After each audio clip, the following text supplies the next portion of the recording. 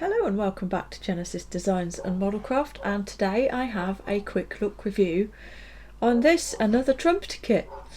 There were none and then there were two straight away. Another Trumpeter kit, but this time it's a helicopter and it is of course a Huey. This is 1/35th scale. I'm yet to build a 1/35th scale aircraft kit, so this is a first for me. In fact, it's the first one also in the collection. And at least with the helicopter models I can kind of see the thrust with the whole 35th scale thing. I don't necessarily really agree with it, honestly, but with a subject like this it does make a certain amount of sense, because of course every time one goes to a model show all you see is a carpet of dioramas including tanks and no you don't. Okay, it's 1/35th scale. Like it or lump it, that's what we've got. Anyway, I thought it looked interesting. Beautiful, beautiful box art. Absolutely love it. And it caught my eye. That's what it's for, obviously. But I thought, well, why not? Let's have a look at it. It's a little bit out of the ordinary. Slightly away from the standard sort of things that I sort of look at and do. So I thought, why not? And the other motivating factor was the price. Models for sale is where this has come from, and he currently has quite a few of these available for the princely sum of £37.49. £37.50. That's a fairly substantial saving, 22% saving on retail price, and is a full 10% cheaper than anything else I could see online. So very decent price. And here it is anyway, sent nice and quickly as usual. Great service, and this is it. So let's see what we get in this oddly scaled box. So first things first, you get the advertising leaflet, including of course the model that you're about to look at.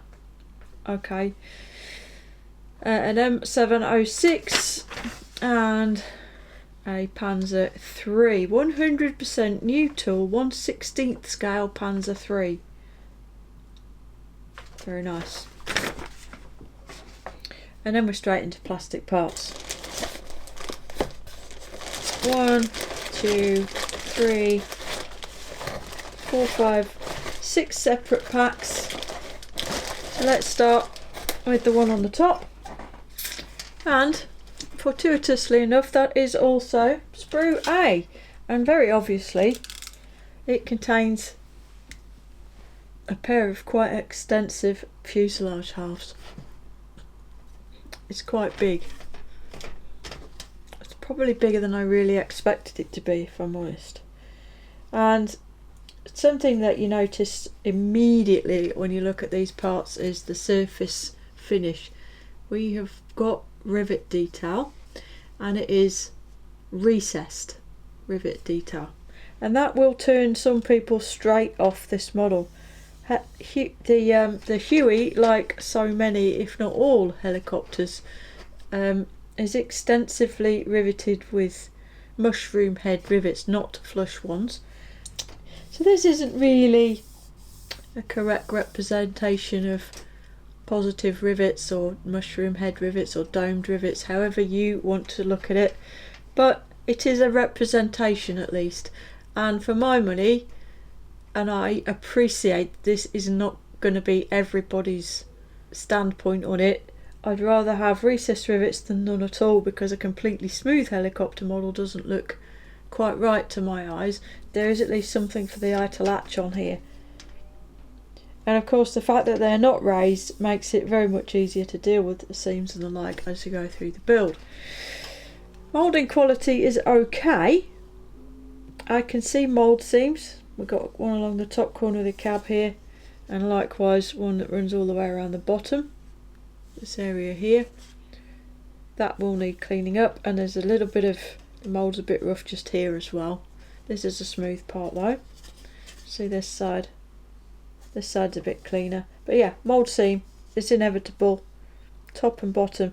The mould seam along the tail boom runs along this panel line, but the top part of the tail boom doesn't seem to have a mould seam on it.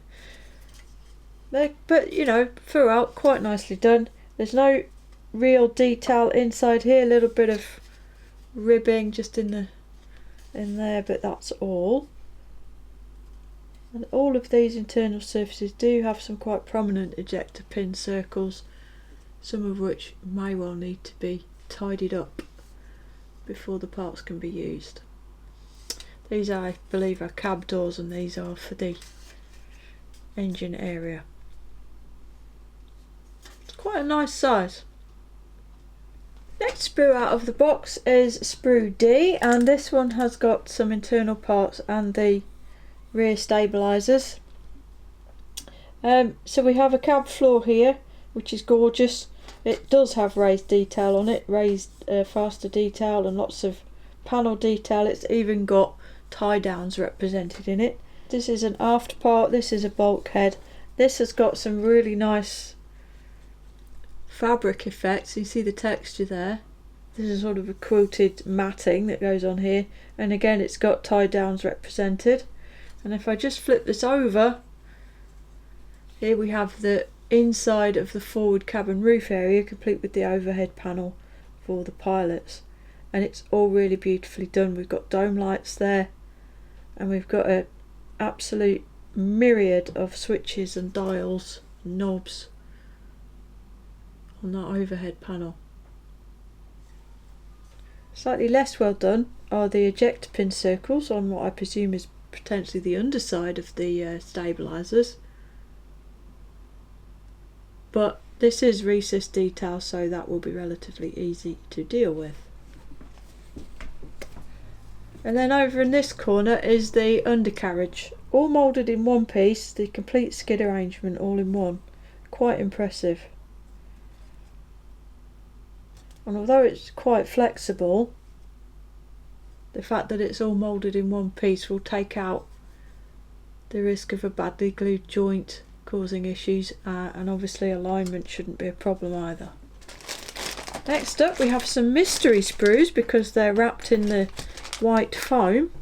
So two identical sprues, and these are conjoined sprues at that, E and F. I'll pop these down in the box because they're exactly the same. And what do we have? An immense rotor blade. Just look at that. Moulded in droop.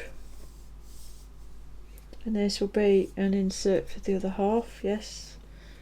Really nicely done detail on that. And then a selection of various little bits and pieces, a couple of seats. That is a beautiful seat.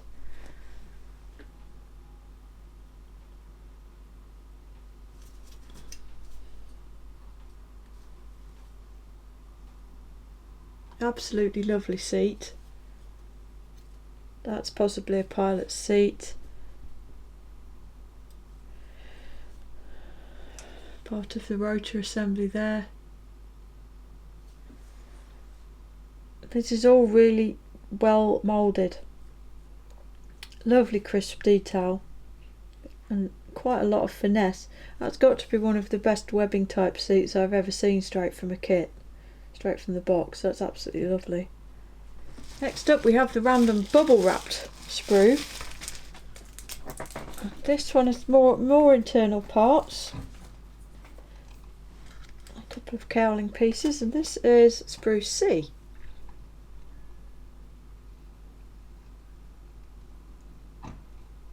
Got a tower rotor there with some lovely moulding on that as well.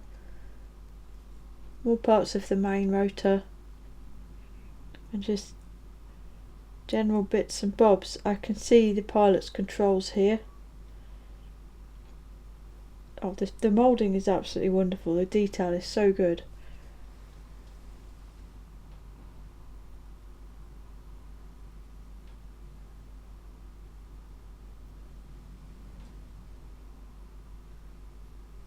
Going to assume that's the main rotor mast there.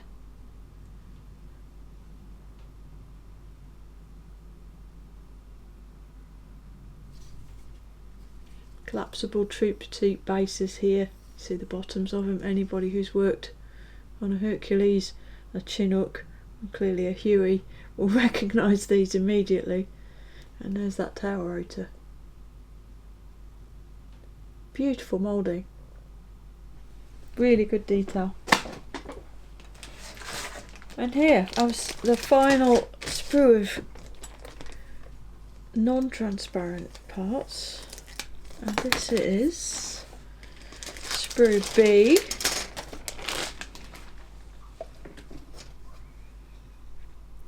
Clearly there's an engine there, and internal cabin parts. These look like they're part of the cockpit area. Centre console here. Cabin doors.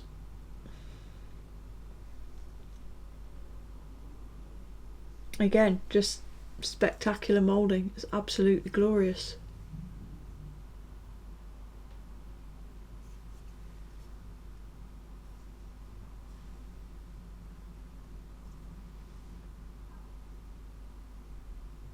Very, very nice. So the final one then, I'm going to assume is the transparencies. I cannot see it, as it's extra securely wrapped.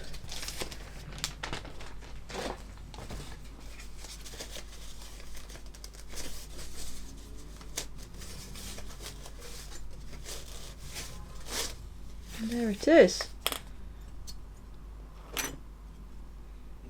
Sprew H, it's transparent parts.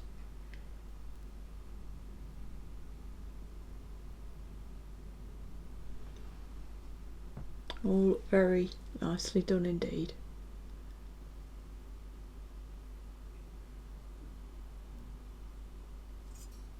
Little bit of distortion.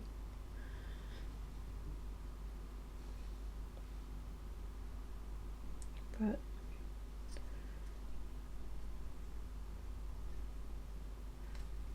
nicely raised frames, they're not too thick or heavy, and they do contain fastener detail as well, and there's a load of position lights along there. And that's all the plastic parts done. That was quite quick, so let's move on to the instructions. So here we go, UH-1B Huey. So I actually did a tiny bit of research for this because I don't know anything about these. You know, everyone knows it's called a Huey, right? But then I thought, well, it's one of those aircraft that's just so completely ubiquitous that everybody knows one of these when they see them. They're absolutely synonymous with war films of a certain era, even up to the present day. They always seem to pop up if there's a helicopter in a film. Half the time it's one of these. There's still lots of them flying. They flew with all kinds of air forces and armies all over the world. They're just... it's the helicopter in so many ways to so many people. So I looked it up.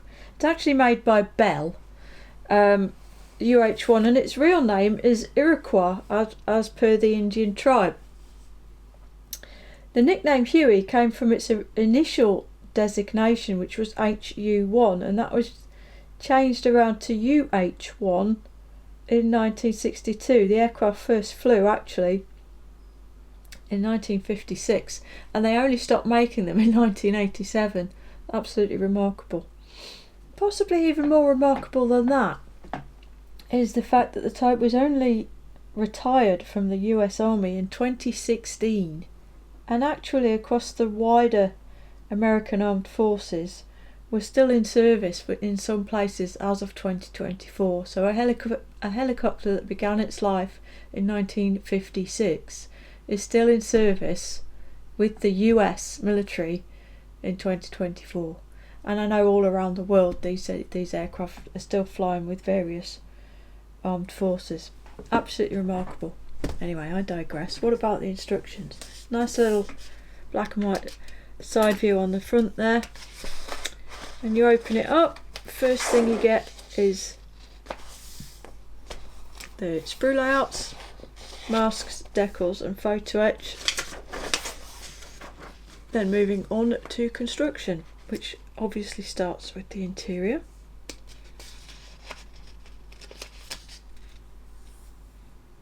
There's a lot of seats there. It looks like there's decals available for the instrument panels. Colour call outs, it's not mentioned, but it looks to me like they're guns. Mr.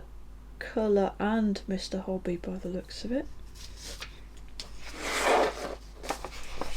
And we move on to the engine and gearbox and its compartment area, which is quite nicely done. It's not fully detailed. There's room certainly for quite a bit to be added to that, but for an out of the box setup, it's pretty good actually. Even just the addition of a little bit of pipework and wiring just to busy things up would make that really quite convincing. They're quite comprehensive steps because at only step 4 the fuselage halves go together.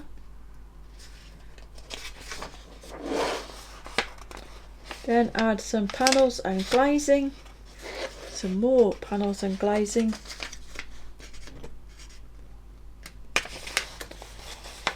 Undercarriage and widgets. Helicopters always have a lot of widgets, little sticky outy chunks and bumps, and this would be quite simplistic in that respect. Later models would have a lot more. Main windscreen and engine cowls. Then building up the rotor assembly.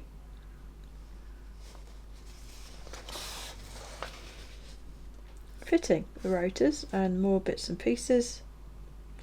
And actually looks like the ejector pin marks are on the top of those stabilisers, not the bottom.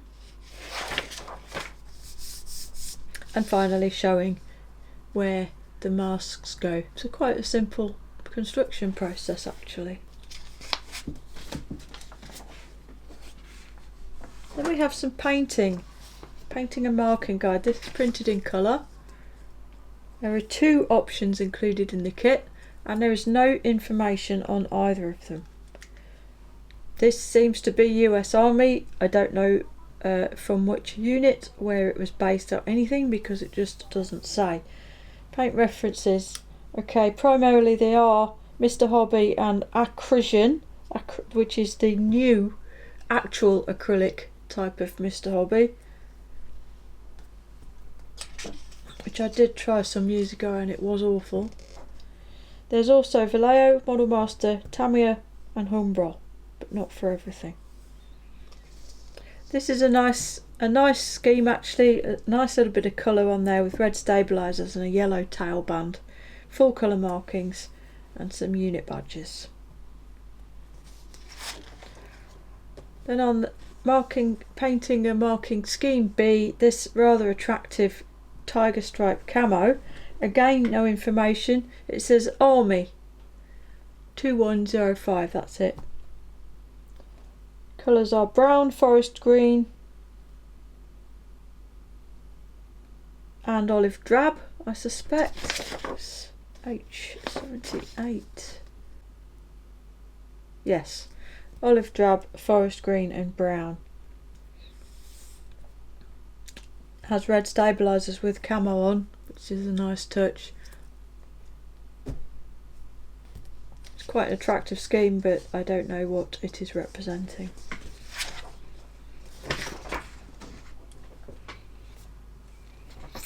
And finally the accessory packs. So we've got decals and masks in this one.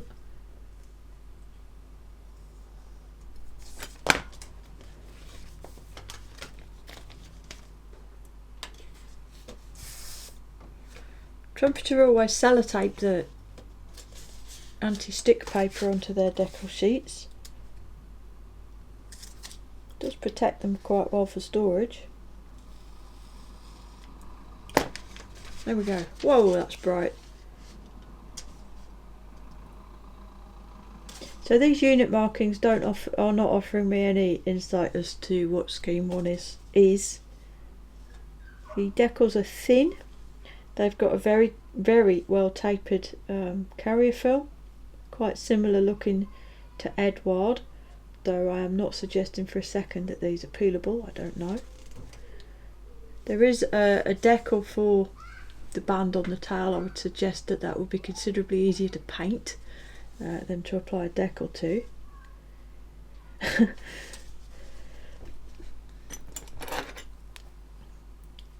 These stencils here say hang hold on them. I think they're probably meant to say hand hold.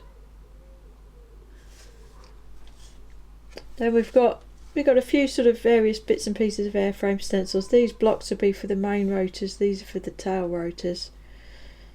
And there are some basic stenciled information placards there.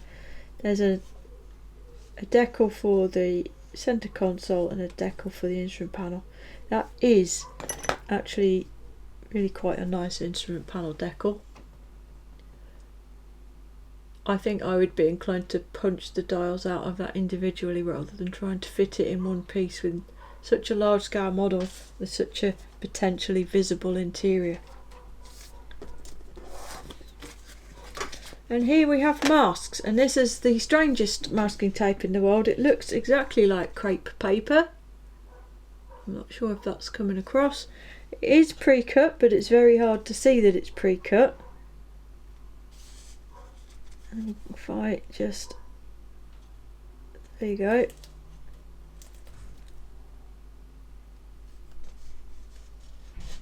As I say, I can't speak for whether they fit very well or not, but I could try one out, couldn't I?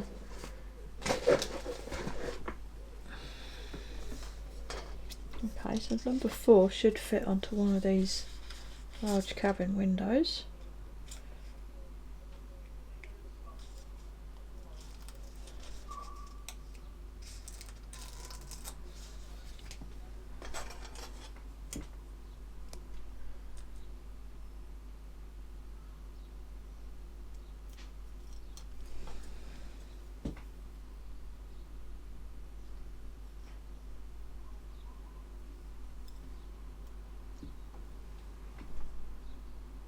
Yeah, that is pretty good.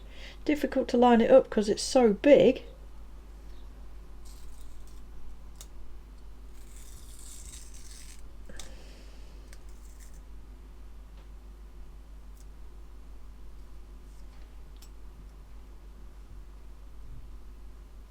There you go.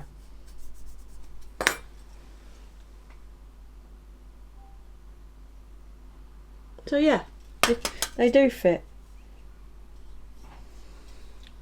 Very nice. And it's printed on there what it is, so if you are in the habit of taking them out of your kit and it gets separated, you'll know from whence it has come. Finally then, there's a small, very small Photoet sheet included, which mostly consists of grills